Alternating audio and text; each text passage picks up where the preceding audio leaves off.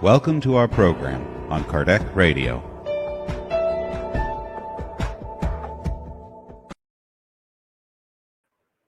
Hi, dear friends. We are back today with the book Living Spring by Emmanuel through Chico Xavier. Today we are going to read chapter 53 on preaching.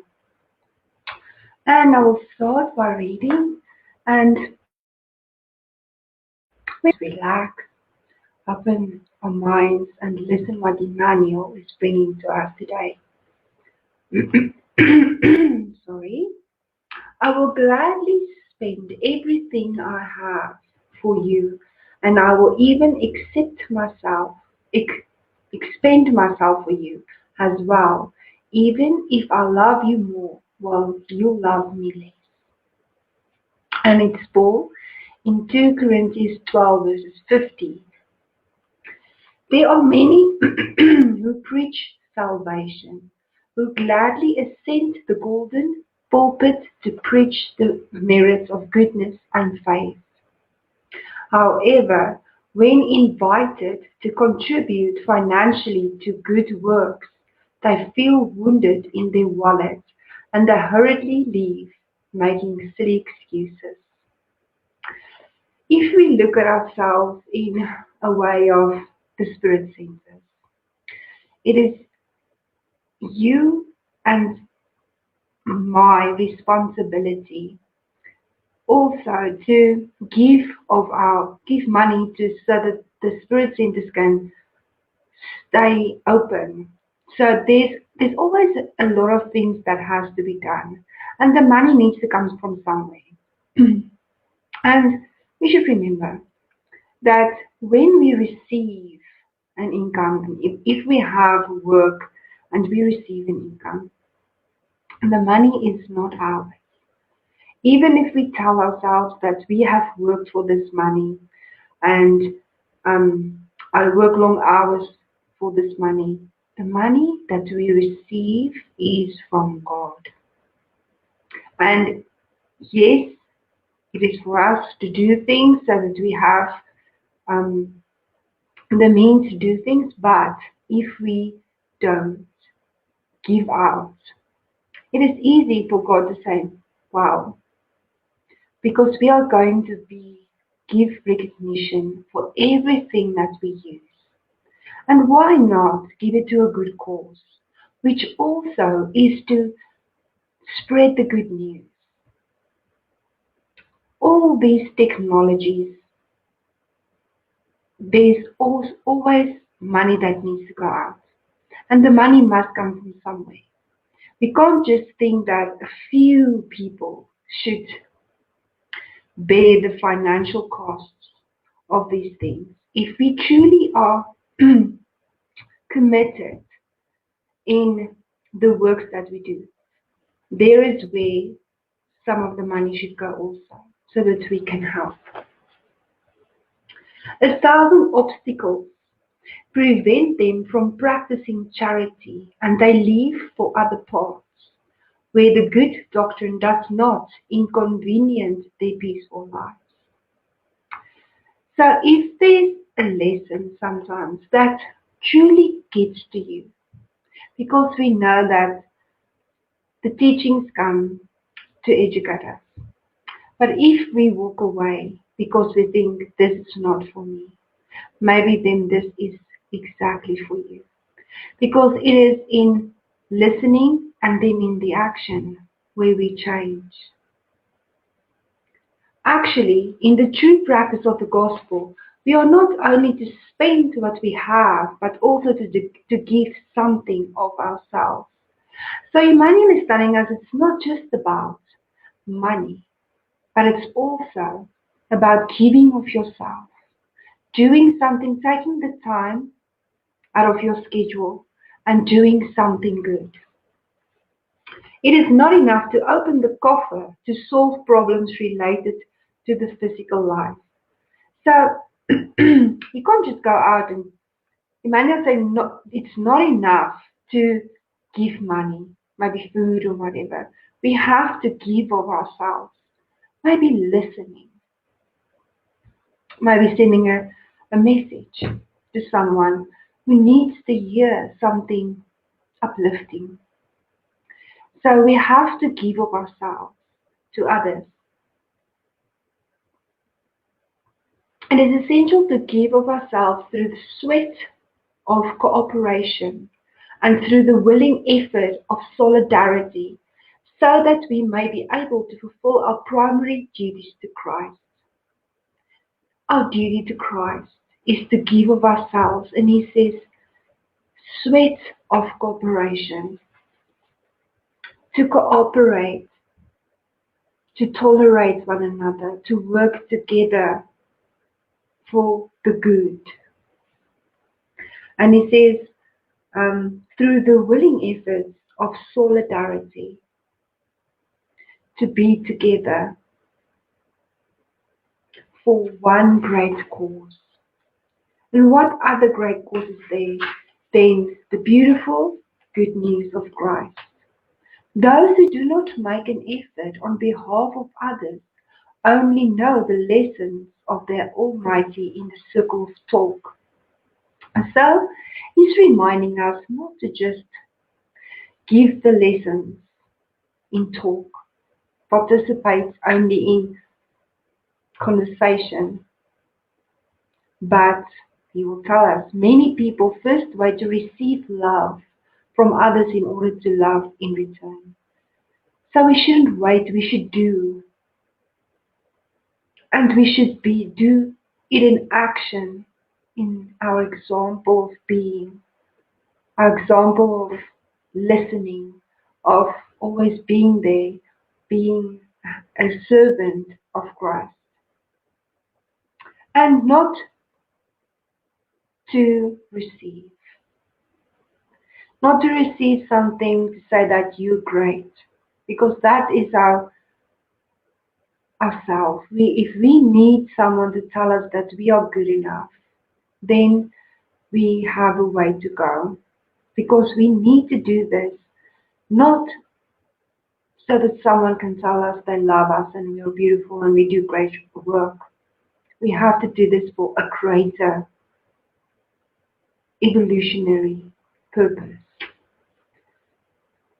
And to love always. Love always. Don't receive love. And I think the prayer of St. Francis is a great example of what Emmanuel is telling us, is to love more, to serve more, and not to expect anything for ourselves. Yet such an attitude only means delay in the sanctifying undertaking that are our responsibility. Our responsibility is sanctify undertakings, to evolve, to do good things to others always. Those who help others and suffer for the gospel receive a heavenly supply of strength to act for overall progress. So, what is in it for us? If you ask me that, it is that we receive heavenly supply. We work together with the spirits and we are helped as well. If we focus our will and are willing to work for the good, even if it's sometimes hard, we will be helped because we know that we are never alone, that we're always surrounded by benefactors who helps us, and we can only go into prayer and ask for help. Let us remember that on behalf of others, Jesus not only gave what he could have retained to his own benefit, but he donated of himself for the general evolution. So he didn't think of himself. He thought about everyone's evolution. And this is vision on where they will be. Planting the seeds of love and goodness. And he knew that that seed will grow the example, his love, unconditional love, will let that seed grow. Preachers who do not want to spend or give of themselves for the spread of the redemptive ideas of Christianity are like orchids of the gospel, resting on the problematic support of others. So we shouldn't rest, be in a resting state.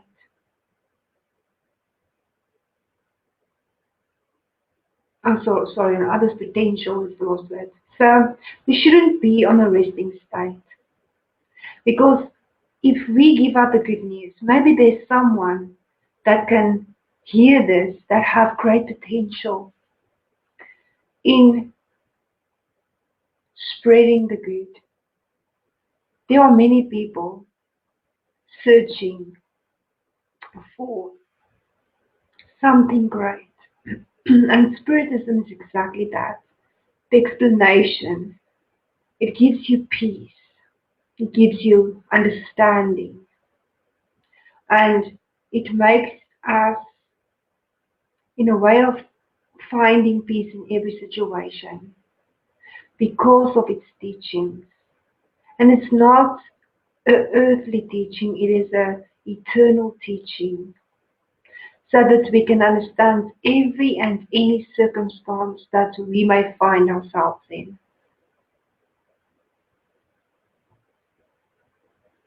But those who teach and exemplify, and there's the word, the example, learning to sacrifice themselves for everyone's spiritual growth. So to be the example is to sacrifice ourselves, the self, the I sometimes, for others' spiritual growth. And if we can focus on that, if we can think about that, every thought, every action, every word that we speak is either going to make someone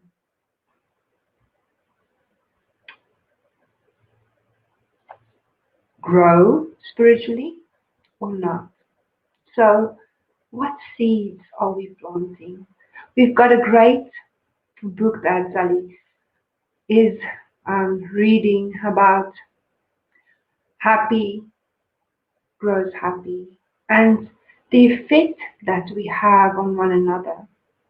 So it is good for us to always remind ourselves that the way we feel, we emit to others. And what are we emitting? Are we emitting positivity, good news, hope, and faith? Or but those who teach and exemplify learning to sacrifice themselves for everyone's spiritual growth are like the robust tree of the eternal good, manifesting the Lord on the rich soil of true fraternity. Manifesting Jesus' example is a true fraternity. And how beautiful is this? So, to be together, working together, be the example of the good, of tolerance, of understanding, and this is where it is, in our actions, our daily actions and efforts that we do. So this is a great chapter again on preaching. Are we preaching or are we the example? Thank you so much for joining me in this beautiful lesson. And we will see each other next week again with the next one, dear friends. Let's concentrate on not just speaking, but on our actions in the next week. Thank you so much.